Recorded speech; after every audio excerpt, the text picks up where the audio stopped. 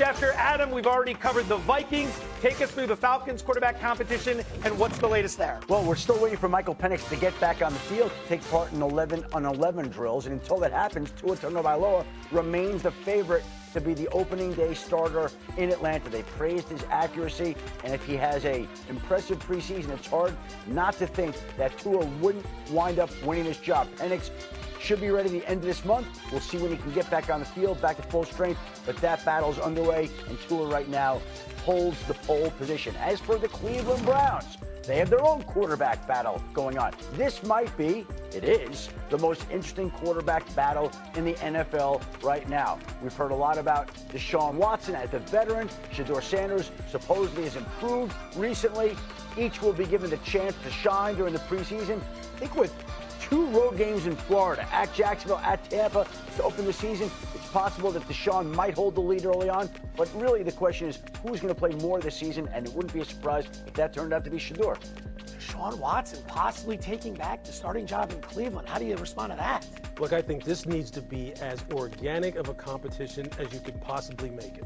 Like, I am not someone who believes that anyone should have the lead. You should not come into this kind of quarterback competition as a staff with any preconceived notions, not trying to favor one over the other. Look, the Browns for so long have been searching for their franchise quarterback, right? I mean, obviously, Deshaun Watson was someone who they thought was going to be their franchise quarterback until things got derailed for obvious reasons. Look, I think right now, with the new coaching staff, a new regime, they need to kind of just take this day by day and let the chips fall where they may. Let the players' play speak for itself. I don't care about what Deshaun Watson was on the field years ago. I don't care about the layoff. What I care about is production on the football field. And not looking forward to the 2027 draft and trying to put all your eggs in that basket and go, hey, look, we don't really need to really settle this situation out this year because we're going to address it next year. They've been trying to address it next year for years. Just play the best player and address 2027 when it comes up. All right, so Harry, jump in here. If you're in Todd Monken's seat, the head coach, this is his first year on the job, first year as a head coach in the NFL. What would you be looking for between these two? Well, number one, it's about who can go out there and win the job. And I think it's about that locker room. That's what you can't forget. Those guys in that locker room, Lewis, you've been in there. I've been in there. When you have a guy that's showing up every single day and everyone on that roster feels like this quarterback A should be the guy, but you choose quarterback B, then you slowly start to lose the locker room and it becomes divided in that manner. So for Todd Monken, who's the first-year head coach, we have to remember, he's trying to win now. He's trying to make sure he's not a part of those first-year head coaches that loses their job going into year 2. So he's going to play the best candidate as well. But I think it is like whoever goes out there and shows that they're the best fit for the job, for the team, that's the way you have to approach it if you're Todd. It's also interesting to me that they used a higher draft pick on Dillon Gabriel. And he's not even mentioned as a candidate for the starting job. It's down to Deshaun Watson and Shedeur Sanders, according to Todd Monken. So Dillon Gabriel is not even in the picture. And if he's not in the picture, then wouldn't it make sense to move off him and try to get something back and make the quarterback room a little less crowded? Yeah, I'm sure at some point in time, Andrew Berry, the GM, he'll consider doing that. But you know what? See, I like the fact that, look, I'm not rooting against Dillon Gabriel or for him. I don't care who winds up playing and winning this job. But I like the fact that, look, what happened in years past or what your draft status was doesn't mean anything to Todd Monken. Because as Harry's saying, look, I'm just trying to win football games. That's all I'm hired to do here. That's all I'm hired to do, and that's exactly how they should approach this. I mean, this situation gets a lot of attention simply because of Deshaun's past and who Shedeur Sanders is. This needs to just come down to a football discussion. Simple as that. Last 5 years, Deshaun Watson has only appeared in 19 of a possible 85 games, which is 22%. Worth mentioning, but again, possibly a fresh start this season. Football is back, and we have games for week 1 of the NFL preseason starting tomorrow night with the Packers and the Steelers at 7, Cardinals Raiders at 8. Tune in to watch NFL preseason games on the NFL Network and now also streaming in the ESPN app. To the WNBA, where Fever coach Stephanie White gave an impassioned statement to reporters before last night's game against the Liberty. White was responding to criticism she received following her comments about Dejanay Carrington's flagrant 2 foul against Sophie Cunningham on Saturday. After that game, White said officials, quote, made the right call and that she didn't think the foul was intentional. White, who at one point coached Carrington, also complimented her competitive nature.